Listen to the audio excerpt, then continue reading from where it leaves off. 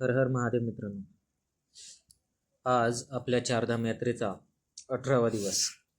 सकाळ सकाळ याच बाबाजींच्या समोर दिसणाऱ्या हॉटेलमध्ये आम्ही रात्री मुक्कामाला होतो. त्यांनी खूप छान अशी आमची सोय केली आणि आमच्यावर एवढा विश्वास दाखवला की आपण पाहू शकतो किती छोटंसं दुकान असून ते आमच्या जीवावर रात्रभर सोडून गेले. आणि सर्वात महत्त्वाचं म्हणजे या दुकानाला दारही नव्हतं. त्यांनी फक्त ताडपत्रीनं हे दार झाकून घेतलं आणि आमच्या विश्वासावर हे सर्व सामान टाकून ते रात्री शांत झोपण्यासाठी घरी गेले. म्हणजे उत्तराखंडमध्ये असताना या गोष्टीचा खूप असा अनुभव येतो की ही लोक खूप प्रेमळ आणि विश्वासू आहेत. येथे थोडीशी पाण्याची व्यवस्था नसल्यामुळे आम्ही थोडंसं पुढं गेल्यावरच आंघोळ वगैरे करावी या उद्देशाने चालायला लागलो. सुंदर सुंदर असे रस्त्यावर धबधबेही होते. आम्ही त्यांचा आनंद घेत पुढे चालू लागलो. सोबतीला गंगामैयाही होतीच. वाटेमध्ये बरेच असे ओढे, नाले, धबधबे गंगामैयाला येऊन भेटत होते.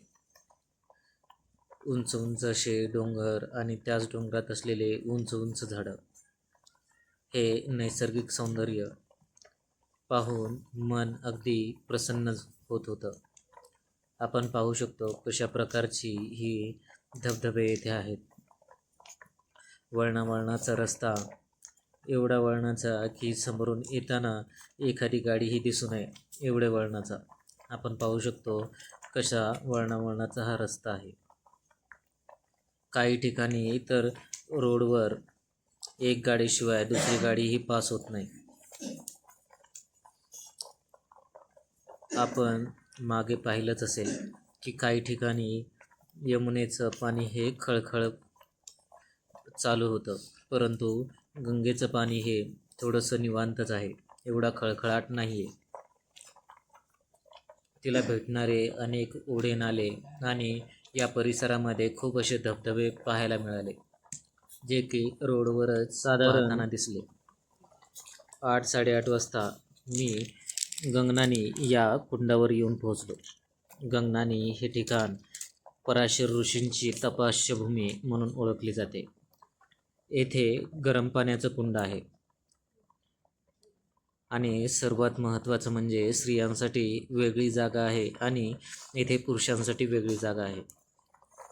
त्याच्यामुळे अडचण येत नाही. येथे आल्यानंतर सर्वात प्रथम आंघोळ केली. खूप बरंसं वाटत होतं, कारण गरम पाण्यानं अंग पूर्ण शेकून निघत होतं. वर गेल्यानंतर येथे गंगेश्वर महादेव होते आणि गंगा मैयाचंही स्थान तिथे होतं. येथे गोमुखातून पाणीही वाहत होतं. आपण पाहू शकतो कशा प्रकारचे येथे मंदिर आहेत. खूप छान असे मंदिर होते.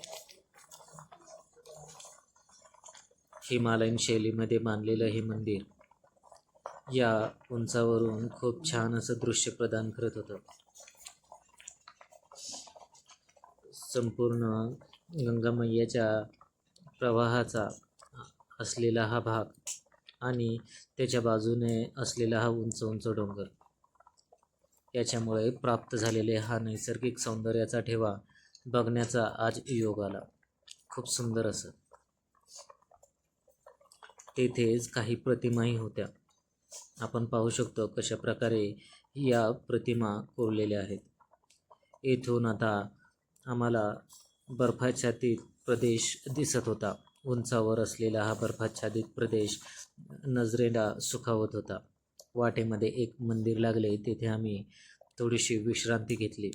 तिथे असलेल्या बाबाजींनी थोडासा बालभोगही दिला आणि पुढे चालायला लागलो. वाटेमध्ये असताना चालत असताना थोडासा पाऊसही लागला.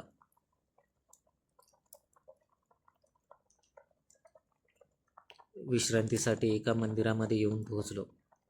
पाऊस थोडासा सावरल्यानंतर पुन्हा चालायला सुरुवात केली. एवढं असं अंतर कापणं आता शक्य नव्हतं, कारण इथून पुढचा भाग हा चढणीसाठी होता. आपण जो पाहत आहात हा सुक्की या गावातून दिसत असलेला हिमालयाचे सुंदर दृश्य. इथून बर्फाच्या असलेला हा प्रदेश दिसत आहे. साधारण 6-6:30 वाजता आम्ही या मंदिरात येऊन पोहोचलो. येथेच आमचा रात्रीचा मुक्काम आहे. भेटूया आपल्या पुढच्या व्हिडिओमध्ये. तोपर्यंत आपल्या सगळ्यांना हर हर महादेव.